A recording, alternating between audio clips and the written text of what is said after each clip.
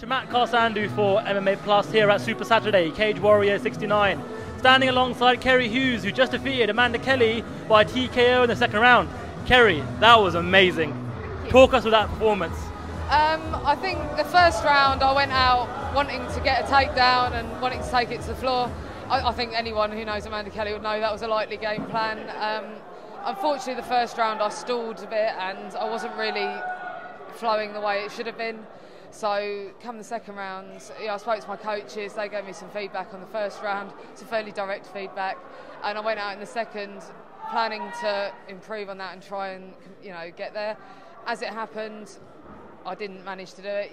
The level changes, it just wasn't flowing the way it should have been. I think part of that, now I'm starting to feel it might have been my front leg taking a bit of a pasting. Okay. But yeah, the right hands were landing. I could see they were hurting when the blood started flowing. It is a bit of, I don't know, I've obviously been punched in the face, I can't remember the word I was going for, but it's quite commonly said that once you see blood, it's like an animal instinct. Right. As soon as the blood started flowing, it was very much like, right, I can hurt her, she's not infallible, and I need to just go for it. Amanda's a world-class striker. Does it make it that much more satisfying that you defeated her by TKO? Of course, yeah. I mean, Amanda's someone, I've said it before, I enjoy watching her fight. Her Muay Thai is fluid.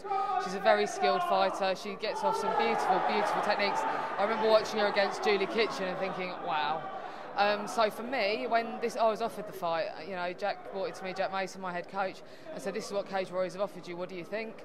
I took about 3 seconds thinking, for me as a striker, this is probably going to be the toughest fight I will have on Cage Warriors. And then about 10 seconds saying, and if I run away from it, I'll never take it, so let's go for it. And I feel absolutely exalted to get the win over such a good opponent. But it's really good for me as well, after my last showing on Cage Warriors, to come back and say, actually, this is the fighter you signed. Please don't think that's what you're going to get every time. And this is what we'll be bringing in the future.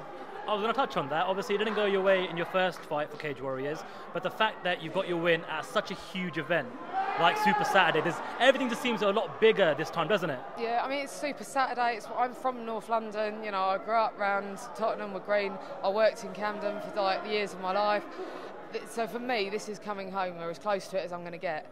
It's Super Saturday, which is just an amazing event. I've got my head coach, 2 of my teammates fighting here. I couldn't ask for a better platform for it, and it's so satisfying.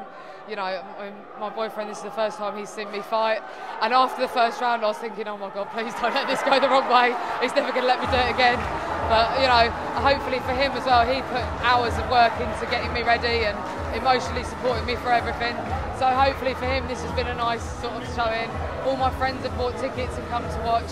It's just overall, it's really satisfying to give back when people give that to you. Who was more nervous, you or your boyfriend? Oh, him, yeah, I reckon so. But then I'd be exactly the same. Any opponent in mind next for you in Cage Warriors? Whoever they give me. I mean, I've already fought, I think, 4 of the girls in my division on Cage Warriors. So it'll just be whoever Cage Warriors brings to me as the next person.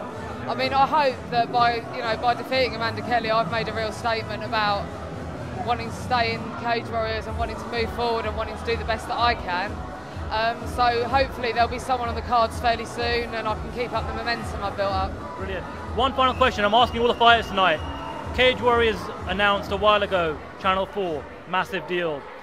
How important is that for you as a fighter, not just for the exposure, but also to get sponsorship revenue as well? I think it's really important for exposure, really important for sponsorship revenue. I mean, and not saying anything against Premier Sports, but I don't have Premier Sports. I'm sure a lot of people don't. So it's obviously a far bigger platform to get it shown on and things like that. The thing for me, my perspective on it being as Channel 4, is social acceptability. I mean, I work in a profession where my work wouldn't be overly happy with me necessarily shouting about the sport that I do.